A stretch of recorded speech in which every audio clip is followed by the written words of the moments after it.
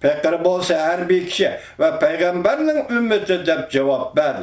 Ama şundak bolsa mu? O bu işine özünün tek şürgenliğini bazı emeldarlarının onun namını suistimal kılıp malları tüvenrek bazı setip alganlığını şu vecden bu emeldarlar çokum cezaga tartılganlığını atalığı gazı bu işe tolu mu absüslüğünü Roz kurallardan bu katimki sözü tartkan zihinne onun kançılık çoğun buluşidin kat'i nazar özünün kuşal huramlık bilen tülep berilganlığını bildirdi.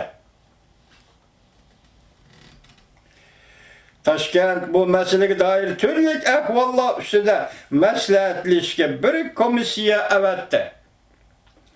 Ula bir qor müzakere kılışkan deyken Popşok efendinin zihnini 15.000 rubliden 12.000 rubliye kemeytti. Emir mi bu kararı koşuldu. Emir yani Atalı Gazi Yakup Bey mi bu kararı koşuldu.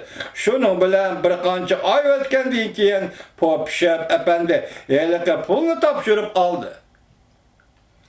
Bu katem onun yani burun kızakla körüsü çıkan cungo pulu verilgen idi.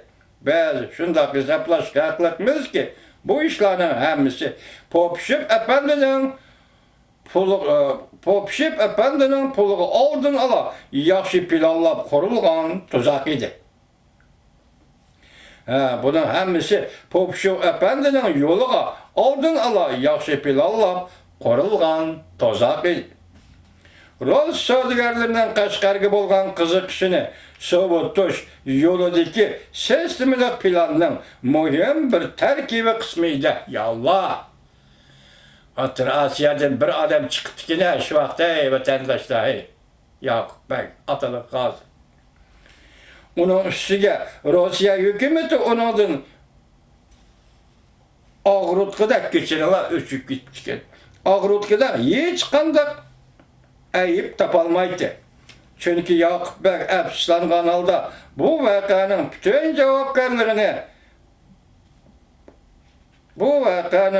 cevapkarlığını fakat cezalaş ferman verilgen bazı emeldarlar iliştirip koygan idi. O Popşok efendinin muvaffak talebi boyunca pulunu toluk tölepmedi. Eğer tölen pul öz vaxtida verilmedi değilse o samimiyetinin yokluğundan emez. Fakat hazinenin quruq tulup qalğanlığından bolğan işidir. Quruq tulup qalğanlığından bolğan işidir. Onun sözünün asası məzmunu mundaq idi. Ben bir gaday padişah cüngülükla çıkıp ketkendiğin keyin buyan mening devletim arqadan üzülmey kelgen yığılıqlardan namratlaşıp ketken. Atalı Gazi Yakup Bey'nin davatını. Sizler xiracet bilip mening devletimge kelgininglar bilen nep alalmaysizlar. Nima üçün bu yerge kilersizlerkin tam? Sizlerning bu işinglar özünglar üçünmü, mening xalqim üçünmü foydasiz? Mening faqat sizlarni haqorat ve ziyon zahmatdan saqlayman deb avorib bo'lgunimla qoldi. Sizlar mening izchil mushunda qilib kelganimni e'tirof qilishinglar lozim. Bu sözlerinin bir kısmı o'rinliq edi.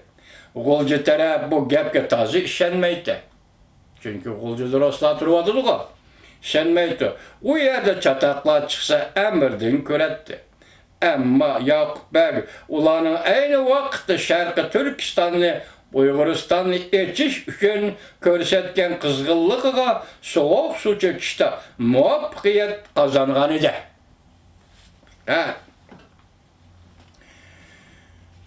Muvaffaqiyat qozongan edi. Onun bu maqsadni ishga oshirish qo'llangan usullari ijodiy va o'zgacha usullar edi. Çünkü çatak tepip verilgan mehmandan satmakçı bolgan melini tüyeli setip ilişti. Onundan kutuluşun en yaxşı çaresi üstüde kollanışka hem hükmüranın akli yeti vermeydi de hem hükmüranın akli yeti vermeydi de. Mesela söyledik ki bir çatak desenen belini setip aldı, çatakını tüketti. Bunda akıl hem adamın koldan kemmeydi. malının pulunu pahal pul bilen töleş arkalık Somo efendini doğurmakçı bolgan yüzlügen kişilerini tuluq tutup kalalaydı. Yallah. Bu işlem hoşunda getirilişiden Yakup Bek yanına kanaat hasıl kılmadı. Kişiler Yakup Bek popşip talep kılgan pulunu төлep bolgan deyken Rusya sözgərleriga özünü öze sorap sükut kılıp duruşu mümkün deyişken idi. Dervaka o imkan kadar meseleni özü bir yerden çıkar dep koyuverdi. Ama o tehi küçsüz bolganlıktan başkalarını özünün ak gönüllülüğü işendirişken Ruslarını Kaşgarga yani karvan evetip emirinin samimi ittifaklışı bolgan Ruslarga bolgan dostluğunu sınap bekişka teklif kıldı. Rusya dairleri onun bu gepini desteklep o işgal ötkendiğin ki Morozov diye yani bir sodigerini sınap bekiş için Kaşgarga evetti. Huddi Yakup Bey'in diginidek bu efendi bu yerde en kızgan kütübelindi. Onun meyli xeridar tepiş berildi. Emirimi özünün kural yarak ambırığı muvaffak geldiğin bazı nerselerini setip aldı. Morozov, efendi olca kaytıp bargan deyken özünün bu hükmüran terpiden kandak kızgın kütübelin kallığını ve bu kadınki ticaretide kandak payda alganlığını sözlepmedi. Şunu bilen başkalarımı onun izidim vardı. Yakup Bek hakimiyetinin ahırki 20 yılında Rusya malları, Rus södigerleri, yaki yerlik södigerler arkalı Kaşgaryaga zor miktarda tuş gelindi.